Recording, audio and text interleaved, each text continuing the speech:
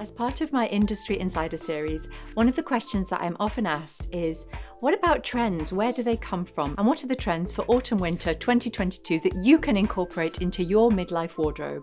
I'm Aleksandra Olenska, and I've worked as a creative director and stylist for luxury brands including Chanel, Celine and Vanessa Bruno, as well as magazines including Vogue and Harper's Bazaar. And I've been featured in international press including Forbes, Elle, The Sunday Times and The Independent. I now help directors and leaders in midlife and beyond to rebalance that work, busy lifestyle you've become accustomed to, because you know life's too short to stay in that career-driven comfort zone. I help you to redesign and restyle your life, especially at midlife with life-changing transitions such as the breakup of relationship, divorce, menopause, or turning 40 and beyond. From your home and your wardrobe to your mind and social life, I help you with your stylish next chapter to step into your best life, because I know you're ready to rock life again.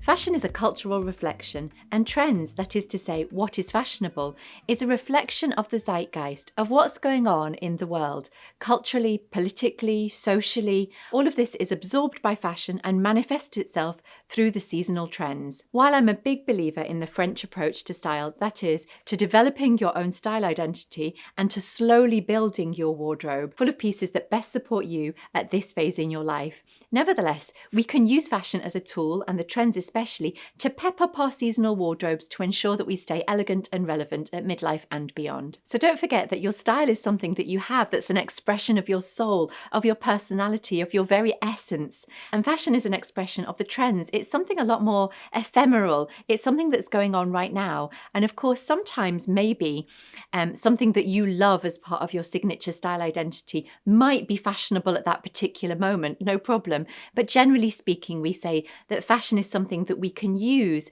bring elements of fashion into our modern midlife wardrobe to make you feel relevant, to make you feel a bit refreshed, you know? So your style is an expression of your soul, and it's a longer term strategy. Style is something that evolves, whereas fashion is something more that pops in and out every season and helps you to stay fresh. So recently, the rhythm of trends has changed. Of course, in retrospect, when we look back at fashion history, it's easier to be able to put things in a neat and organised timeline, whereas in reality, there have always been multiple things going on at once. Nevertheless, the rhythm of trends has changed. This is how. For example, in the 1950s, the dominant skirt shape was that big, full Christian Dior style Corolla skirt, you know, very nipped in at the waist, and then a big, voluminous skirt. Think about the movie Grease, you know, all of these swishy skirts, perfect, lots of fun. That was the dominant silhouette. That doesn't mean there weren't any other silhouettes at the time. Remember that in decades gone past, people had a lot less clothes in their wardrobe. That includes midlife women.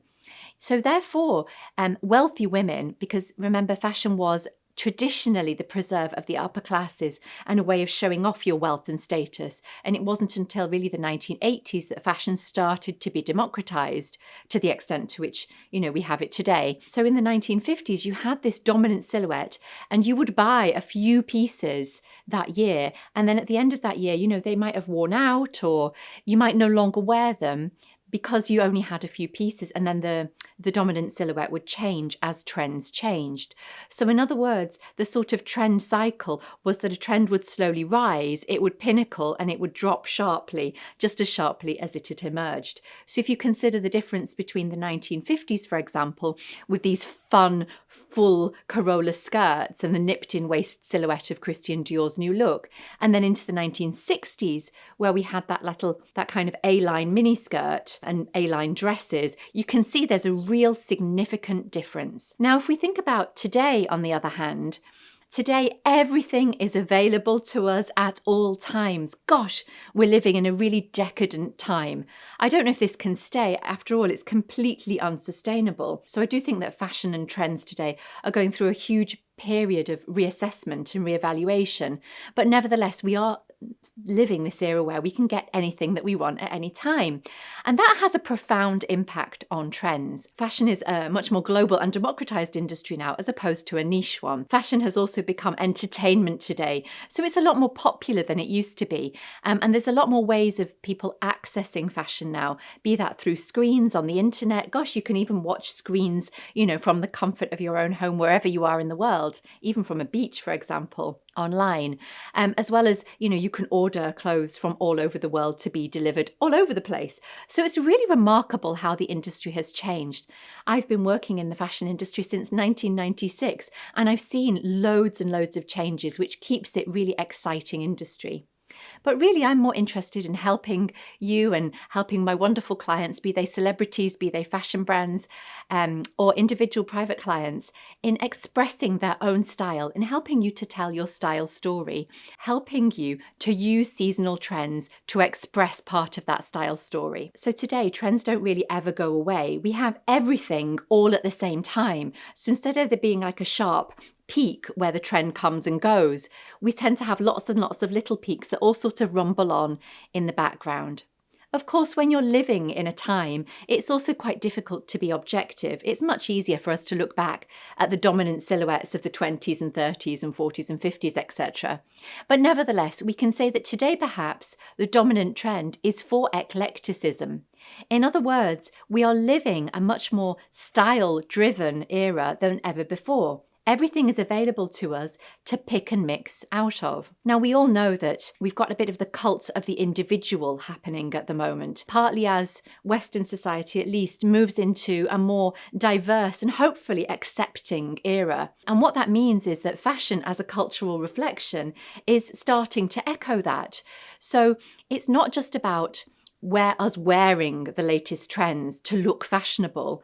It's about us picking and choosing what we want to wear, because everything is existing all at once, to best express ourselves. And for me, as somebody who's obsessed with style and passionate about helping you to express your style identity, I find that absolutely thrilling. So now let's have a look at a few of the trends from autumn-winter 2022, straight from the catwalks, and think about how we can look at them and incorporate them into our own autumn-winter wardrobes in whatever way we would like. So I've been going to fashion weeks for years and years. And sometimes it's exhilarating when you see something new. And sometimes you get this feeling like, oh, haven't I seen this one before? I think that's something that comes for all of us at midlife. Sometimes we see trends that have happened before and we feel like, gosh, I remember that first time round. Can I really still wear it at 40 plus? The answer is yes, we've just got to find new ways of interpreting the trends and adopting the ones that feel right for us now at this time in our lives. I've chosen a few of my favourites direct from the runways. I have to say, last Fashion Week was quite lovely because it was the first post-COVID Fashion Week. Gosh, I'd missed it. Watching fashion shows on your screens at home just isn't the same as being there and absorbing the excitement and the thrill of the audience and seeing all of the peacocks, as Susie Menkes called them, all of the influencers and sort of fashion celebrities who are parading in their wonderful gowns. And if you'd like to know a little bit more about the fashion capitals, then watch my video on the subject. I'll pop the link in the description below.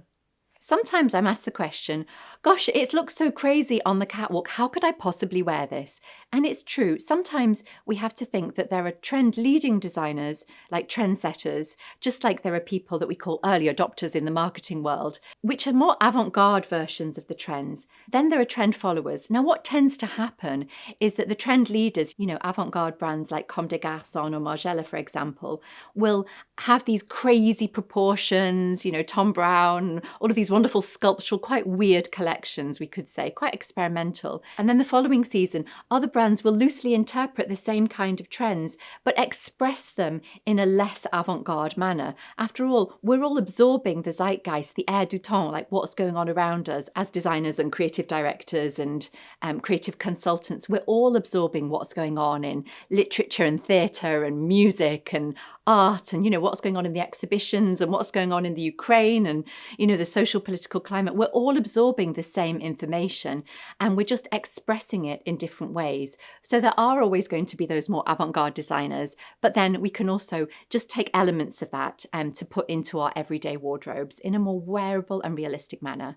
So, for example, we've got the British designer Molly Goddard, who makes these enormous tulle dresses. You might remember one of her famous ones that was worn by the main character in Killing Eve, a tulle fantasia, a very sculptural usage of tulle. So this season for autumn-winter, she's layered up that idea of these sculptural tulle gowns that she's done with various knits. And this is really one of the big trends that we've been seeing. It's this idea of tactile textures and cozy knits. So now I'm going to reference a brand that's the opposite of Molly Goddard to give you this idea of, the more avant-garde designers and, a more wearable designer, we could say. So Chanel, for example, is not known as an avant-garde brand. And yet this season, they are also using the same trend, this idea of crazy textures. So they've done a whole collection, which was based on one of the Chanel signatures, which is, of course, tweed. Everything was sort of tweed inspired. So we're really getting that impression from both an avant-garde designer and a more commercial designer that texture is trending. So come autumn, winter, rather than think about just a standard cashmere or merino wool jumper, why not think about incorporating a bit of knit texture into your wardrobe? Think about chunkier knits and also Angora wool, like fluffy textures, strokeable textures. There's an easy way of bringing a bit of sensuality into your wardrobe. I have to confess, I've always been a bit obsessed by like mohair and Angora, these like lovely soft fluffy knits. That was recently exacerbated by a great sweater from Totem that I saw on the cover of a magazine worn by Sienna Miller, one of my style favourites. My grandmother knitted me some wonderful fluffy knits when I was a child, and when I was at university I had a cream Angora twin set that I loved to wear. My uncle in communism in Poland actually farmed Angora rabbits too and had special permission sometimes to leave his zone to go and buy food and hay for his rabbits, and I still have a beret made of Angora wool that was made by him with homespun rabbit's wool. It's very cute. I love this aspect of personal style, that sometimes our style story is also generational. Sometimes we're subconsciously influenced by things around us when we were growing up and that lead to the way that we express ourselves today or our likes and dislikes. So yes, bring in some texture. We see it at Tod's, we see it at Ferragamo, these wonderful big loose knit dressing gowns, for example, or rather cardigans, but they look a bit like dressing gowns. It's this idea of looking chic yet comfortable. In a post-COVID environment, we all want to wear clothes that celebrate life, that feel a bit more special, but that still retain that comfort that we experienced from wearing all of those dress-down clothes during COVID. I said earlier that trends today don't really go away, and they don't, because all that happens is that people absorb them into their wardrobes. But we do see some trends that sort of come and go a lot faster.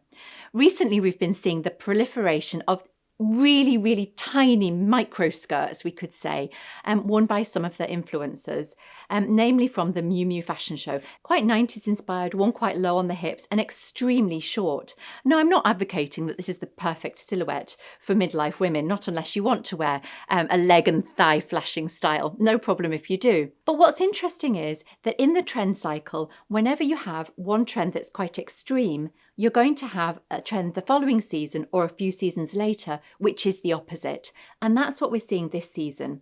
So micro skirts and short skirts haven't gone away, but we're also seeing the rise and the revival of the maxi-length skirt. Now, of course, you're thinking to yourself, oh, the maxi skirt, did it ever really go away? So sometimes what's new is the way that you wear something. Right now, the maxi skirts are being worn either with these wonderful big chunky textural knits, or they're being worn with quite masculine tailoring. So you've got that sort of interplay of masculine and feminine style.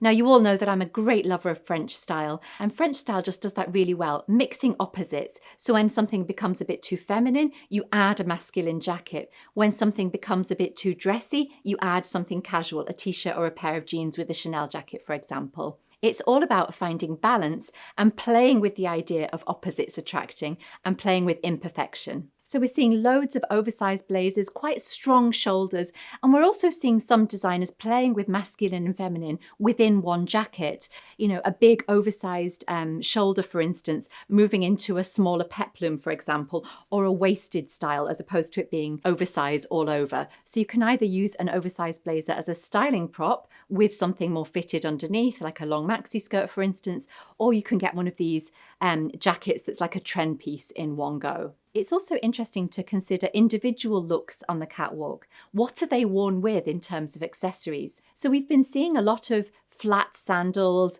you know, the Birkenstock style, a lot of round toes, that kind of 90s baby doll revival that we were seeing last season. So inevitably, for autumn winter, we're seeing the opposite of that. We're seeing quite pointy style shoes. But again, it's not about something too feminine and pointy. It's something pointy, but that's still got a bit of an edge to it. Almost like a sort of cowboy boot with a little metal tip at the front. It's a bit of a harder point. So again, you can wear a feminine, long, floaty maxi skirt. skirt and then just offset that with a slightly harder little boot. We're also seeing that masculine feminine expression in things like fabrics, again with texture being such a big trend recently. So with Gabriella Hearst, for example, one of my favourite designers and go-to brands for midlife women, she did this beautiful dress which was mixing leather in the centre and lace on the outer sides. It was absolutely exquisite and not only very aesthetically pleasing, but also a little bit sensual. And she showed it on an oversized model, showing that any size woman can look sexy and gorgeous. This also hints at not only at the trend for masculine feminine, but also the trend for craftsmanship revival. This is partly due to the fact that we are re-evaluating the role of industrialization in the fashion industry itself. We are readdressing sustainability and consumption, especially conspicuous consumption, which is kind of what the industry has become. We're rediscovering crafts practices and the idea of real luxury, that things take time and, skill to create, and that there's a real pleasure and refinement in that. Also, over the past few seasons, we've seen this trend for real cut-out dresses, quite sexy, quite body conscious. So again, maybe not accessible to everybody. Maybe we don't want to show off quite so much skin at midlife and beyond. And an easy way of incorporating this trend would be to wear a top with a little bit of a cutaway, for example, at the shoulder, with one of the maxi skirts or some tailoring over the top. Craftsmanship is also important because it reconnects us with the maker and perhaps reconnects us with each other.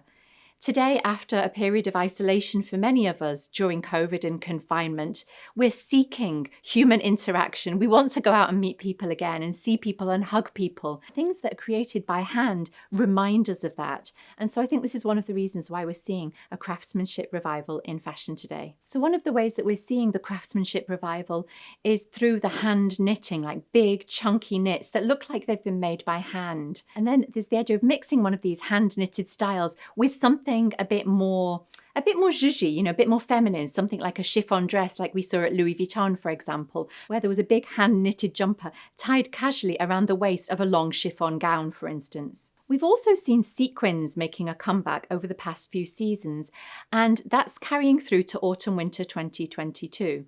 Partly it's because sequins are always going to be good for Christmas, right? But the way that we're seeing sequins now is something a bit different. We're seeing sequins of different sizes being placed in one garment. So it starts off very small and then they go into like jumbo, massive, oversized sequins. That feels quite a fresh way to wear sequins today, and maybe mix that, say, with one of the big oversized knits. So it's really this idea of mixing the different textures together. You can play with different trends and mix them together. You could also just incorporate, say, an oversized sequin skirt with a plain knitted jumper. Find your own way of using the trends that works best for you.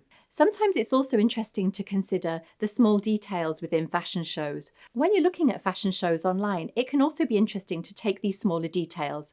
Proenza Schooler, for example, did a look where they had black tailoring and then they put it with bright white shoes. Now that might not be a very obvious thing to do, and yet it's a way of really updating your black tailoring to make it look fresh and relevant for this season.